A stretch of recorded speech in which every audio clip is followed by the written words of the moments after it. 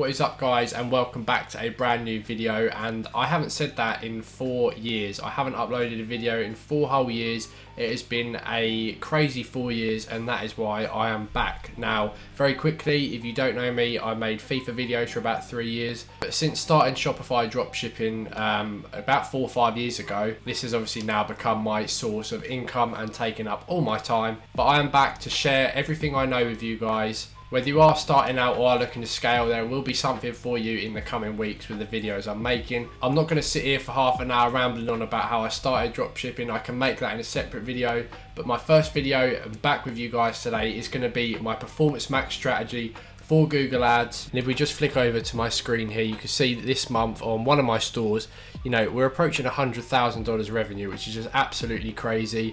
I started Performance Max about 30 days ago, and if I just show you the month prior, which is obviously June 2022, we did 59,500. So in a month, we're getting close to doubling our revenue, and that is literally since switching over to PMax. Just for context on my situation, I have this store here, a US store, and I also have a UK store as well. This video we're going to be just talking about the US store. I will be making videos on my UK, but for today, Performance Max and the strategies I use on this store here. And first things first, I'm going to teach you the campaign setup that I used to generate over $90,000 in the first month of Performance Max. Now if we hop over into my Google Ads account for this store here, we're going to go through the campaign setup. I'll show you everything and all the different audience signals that I am currently testing. Firstly, you want to click sales.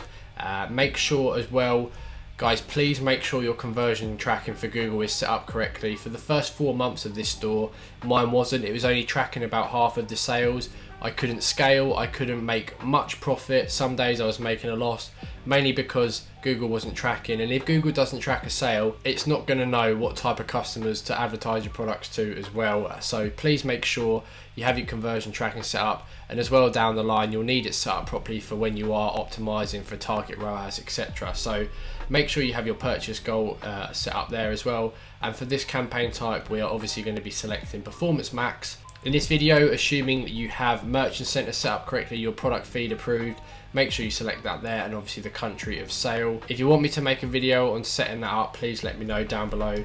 But for this video, we are just going to call this campaign PMax1. Now the first page here is budget and bidding. I've had a few people on Twitter actually ask me, you know, what they recommend to start with. If you can, I would do £100 a day or $100 a day. I would say bare minimum 30, you know, £30, $30. Basically, the more money you can give Google each day, the quicker you'll be able to optimize, the quicker you'll be able to scale, and it will just allow you to make decisions sooner, basically, and not have to wait such a long time to make any changes. And with a lower budget, it will probably take you longer to gain some traction. So for this purpose here today, we are going to go with £100. Next up is the bid strategy. You can choose between conversions or conversion value. Very self-explanatory. I mean, conversions, Google's going to try and get you the most sales for your budget, and conversion value is based on average order value. It will try and make those conversions of higher value.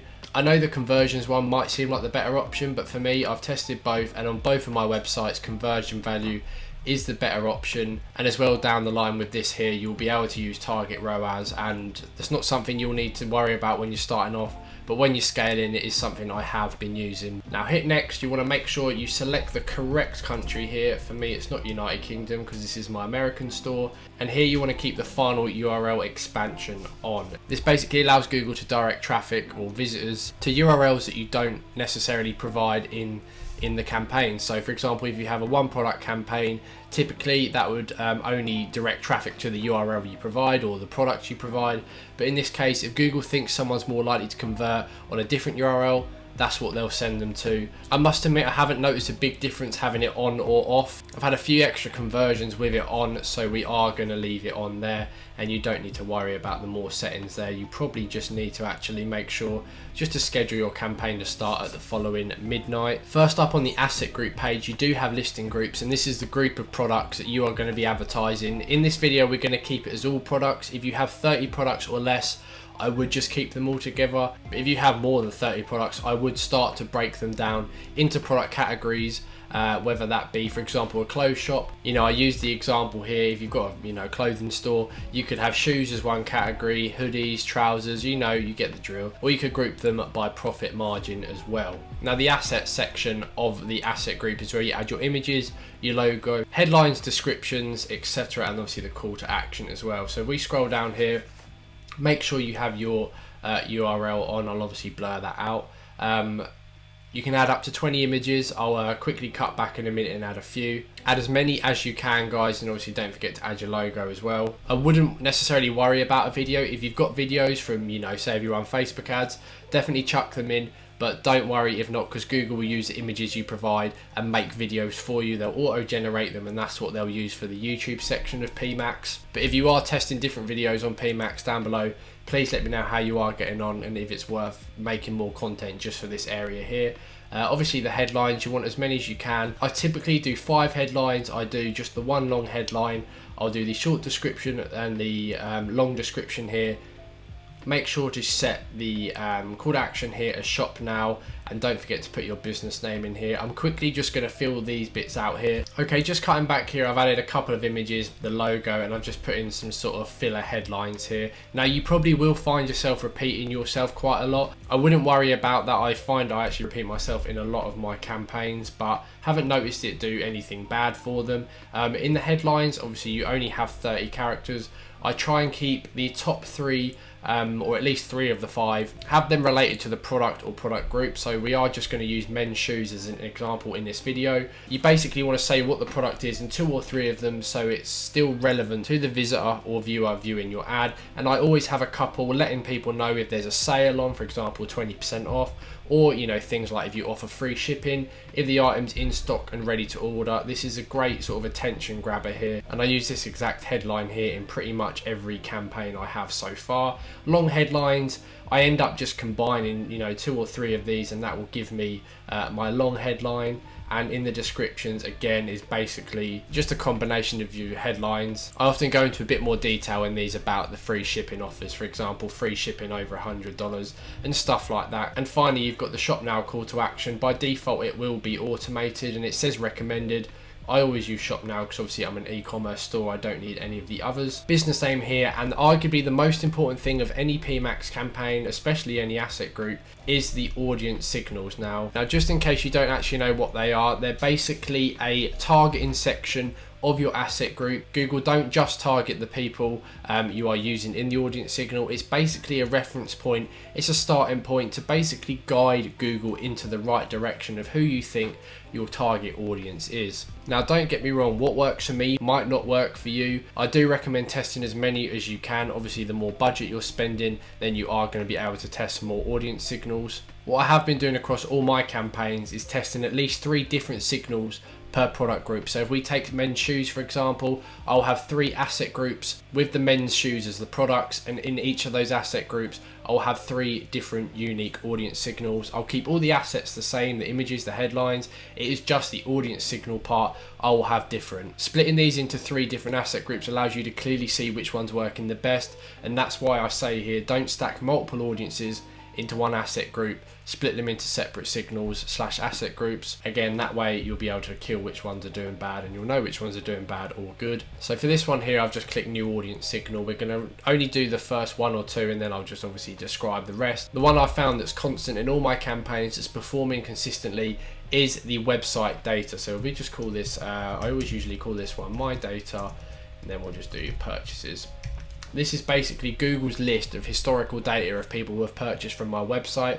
So if you go down to all data here, you can see there I've just selected past buyers Google Ads. I believe this is an automatically created audience in anyone's Google Ads account, and what better starting point to give Google than people who have already bought from your website. It's going to help point them in the right direction with this. Like I said, it's one that I've found I haven't killed in many campaigns. It seems to be providing me with such consistent results. And then all you want to do here is click save, and then that will be your audience signal for this asset group. Like I said a second ago, you don't want to start adding interests, you know, demographics, detailed demographics. You don't want to be stacking all these different things into one audience signal. Just have the one and then move on, duplicate the asset group, and then delete the audience signal and just put in a new one. It's as simple as that, guys. It's so easy to do. So I have hit save, and you can see the new audience signal for this asset group is here, All you would then want to do is hit next and fill out your extensions, and then that is your asset group done. If you're wondering what to use for the extensions, I usually have just 4 links to the products in the product groups I'm advertising in the asset group. Very simple, very straightforward. And once that's done, you would just duplicate the asset group.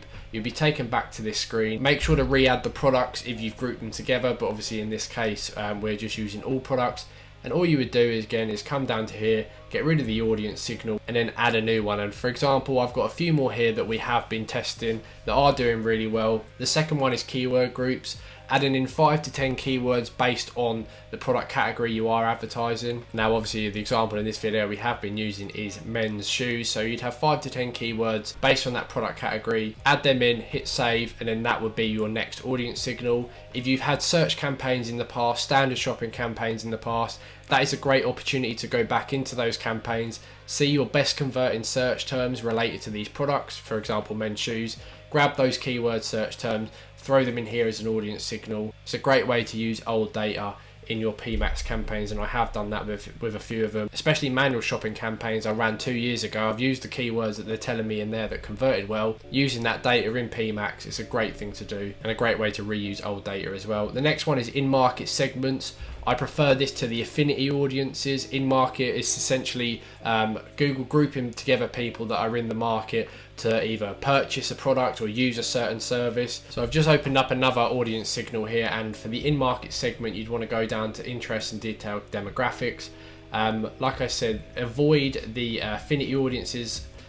Where are they? They're very glitchy here, so avoid the affinity audiences like these things here. I have tested them, they've not done too well for me. If they've done well for you, you know, please let me know. A great example here would be suede footwear. If you're selling men's shoes, you know, casual smart shoes, if you've got a suede collection of men's shoes and you have grouped them into an asset group, this would be a great example. Google's going to know who these people are that are in the market to search for them, and they'll expand out as well. So that would be another example of a good audience signal. Another one is competitors' URLs. I often stack about 4 to 5 URLs in one audience signal. Say if you sell gym gear, you could then add Gymshark, Adidas, Nike, Under Armour. You get the picture to that audience signal, because those would technically be your competitors. And people who are visiting those sites are going to be likely to want to visit your sites, and they'd be interested in what you have to sell as well.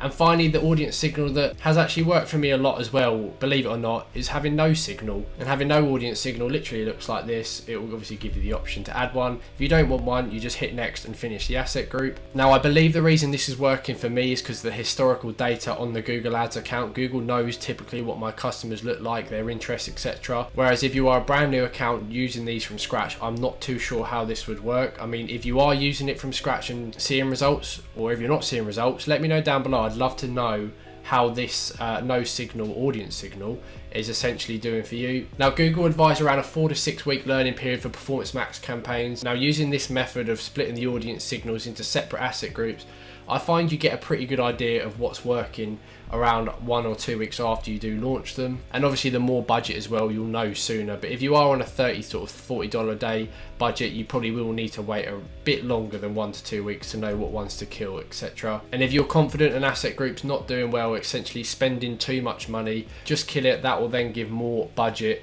to the asset groups doing well. Or you can kill an asset group with the audience signal and then just test a new audience signal by cycling in a new asset group. And the more you test, the more likely you are to find a winner as well. So what have I learned from PMAX campaigns in the first 30 to 40 days of launching them? The main thing for me is me being able to break through a ceiling that I hit with smart shopping campaigns for about 12 months. My smart shopping campaigns were consistent for 12 months, but I couldn't scale. I got to a certain point.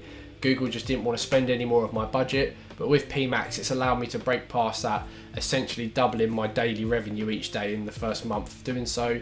I mean, you can see on the image here that this is roughly where I launched PMAX, and you can see it was quite consistent before with smart shopping, but since PMAX, everything has scaled up quite nicely. I even hit, I think, a $5,500 day here, which was just absolutely mental. Finally, guys, patience is key. Please don't overcomplicate things. Please don't fiddle with your campaigns each day. It's not going to do it any good. It'll reset the learning phase every time you make a change. I recommend setting it all up straight away, get everything done on the first day, then don't touch it for 1 to 2 weeks. If you've got the budget, you'll be able to see what's not working, kill the poor asset groups, cycle in new ones if you'd like to test new audiences. But in the early stages of PMAX, especially on my UK account, which I will cover in another video. I was making a lot of changes, and you could just see the inconsistency, some very bad days because I was resetting the learning phase every time. But for the last couple of weeks, especially on this US site, I haven't touched a thing. The only thing I have been doing is increasing the budgets of the campaigns gradually to scale, and it's working very well. I'll leave my socials below, Instagram and Twitter. If you've got any questions, drop them in the comments or contact me on there as well. I'll do my best to get back to you as quickly as possible. Please also let me know down below any other videos you'd like to see, because I am excited to begin this journey in the e-com space on YouTube as well. Something different. But that is it for today, guys. Thank you so much for watching, and I'll see you in my next video.